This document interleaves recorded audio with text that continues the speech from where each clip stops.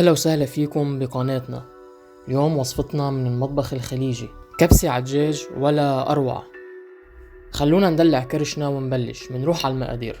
للدجاج بدنا 2 كيلو دجاج، عيدان قرفة، 1 لومي، نص ملعقة صغيرة قرفة، نص ملعقة صغيرة فلفل أسود، نص ملعقة صغيرة 7 بهارات، ملعقتين كبار بهارات الكبسة. بطنجرة وعلى نار مرتفعة منزيد مي ومنبلش نسلق الدجاج. هلأ منشيل زنخة الفروج عن وجه المي، ومنزيد 5 عيدان كبشة قرنفل، اللومي، عيدان القرفة، ملح، القرفة، فلفل الأسود، 7 بهارات، بهارات الكبسة، ومنحرك. منفخت اللومي شوي قبل ما نحطها مع الفروج. بسلق الفروج فينا نستعمل أي نوع من المطيبات اللي منحبها، إن كان هال ولا ورق غار ولا أي شي تاني بتفضلوه. هلأ الدجاج صار جاهز معنا، بنحطه على جنب. 5 كبايات رز بسمتي طويل، 5 حبات بندورة مقطعة، 4 حبات بصل مقطع، 5 حبات جزر مبروشين، 4 حبات فليفلة خضرة مقطعة، 7 فصوص ثوم مقطعين، 3 معالق كبار بهارات الكبسة، ملح. بطنجر وعلى نار متوسطة بزيد زيت وبلش قلل البصل.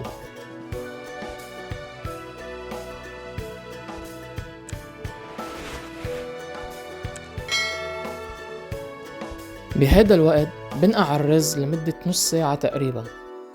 الكبسة من الأكلات الشهيرة بالخليج، وكل شخص وكل بلد تعملها بطريقة معينة.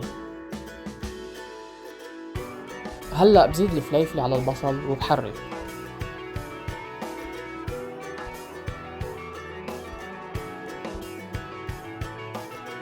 بعد ما دبلت معنا شوي الفليفل بزيد فوقن الجزر.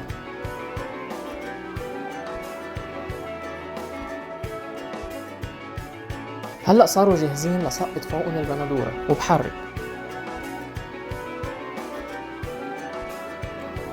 بزيد فوقن الثوم وبهارات الكبسة وبحرك، وبتركن على نار منخفضة حتى يدبلوا كلهم سوا.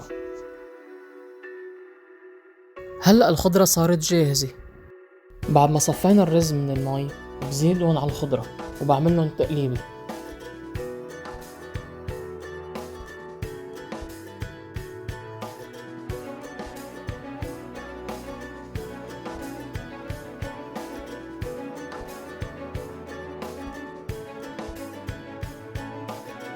هلأ بزيد مرق الفروج. لازم المي تكون أعلى من الرز بحوالي 1.5 سنتي. تقريبا كل كباية رز بدها 1.5 كباية مي.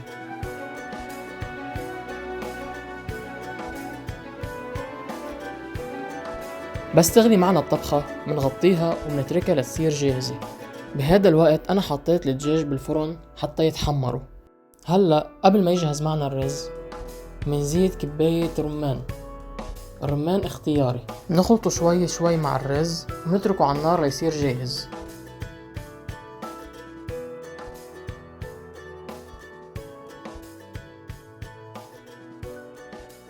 هلأ الكبسة صارت جاهزة، وألف صحة.